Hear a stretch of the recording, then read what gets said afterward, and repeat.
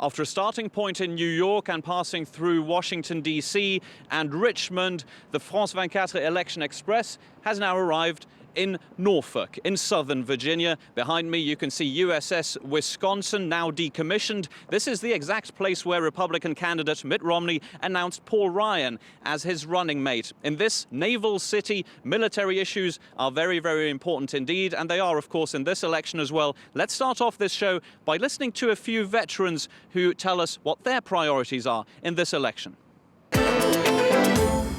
The economy, one, and really getting our fiscal house in order. Our country, you know, the current president has no care for our country at all. Getting someone in that White House who will actually fight for the American citizen. For veterans and current military personnel alike, possible upcoming budget cuts in the U.S. military are a major worry. That's why we now cross to Nathan King, who has more from Main Street here in Norfolk on how those budget cuts might affect the economy here in Norfolk.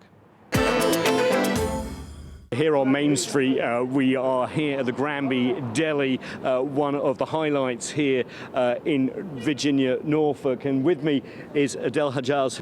Obviously, military spending a big factor here. This cloud hanging over the budget and potential military cuts. Is that worrying for you and, of course, your customers? Well, of course, because we depend a lot on the military payroll, and any cuts would affect everybody involved, restaurants and other business, barbers and all, big, small and big business.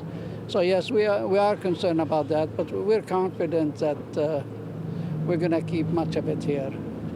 And one last question. Are you disappointed over the last 4 years? Remember, there was so much hope and change in the air.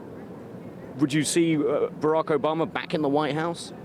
I hope so. I feel better if he is back in the White House to finish the job that he started. Yes. Thank you very much. Now let's try some of your fantastic Lebanese food. Please be my guest. Thank you, sir. All right. Thank you. Thank you. And while we enjoy our fattoush salad and kebabs here, the candidates barnstorming across 8 states over the next couple of days, trying to win over those undecided. President Obama here in the state of Virginia. A lot of these campaign events take meticulous planning. And with that, our own Philip Crowther got up rather early. This is what a baseball stadium in Virginia looks like very early in the morning. The last preparations underway here, and the stage where the U.S. president will be speaking in 7 hours' time will be secured in a moment by the Secret Service. They are coming in as we speak. They will be doing what's called the security sweep. That is when we all have to get out of here, and only after that will the public be let in, and us as well. The president isn't expected to speak until afternoon, but the cues start appearing at dawn already. Make Virginia blue state! This is where the campaign organizers take over. Usually, for example, you'd expect to see hundreds of homemade signs. Wait, say Obama! But we find very few. The supporters know the drill. It's not allowed inside, and I know it's not, but it's still my opinion, and I plan to leave it outside. But I was already made, and I wanted to share my opinion.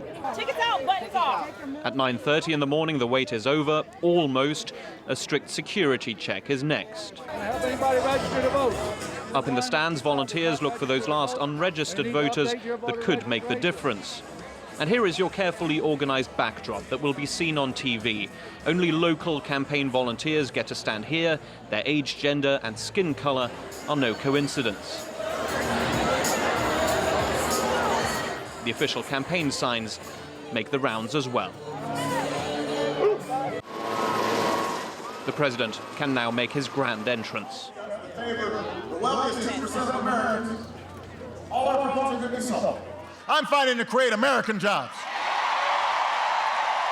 Here it is, that perfect TV-friendly image that Barack Obama wants you to see. The president on stage, the US flag behind him, and a highly motivated crowd waving the right flags. It almost seems entirely natural.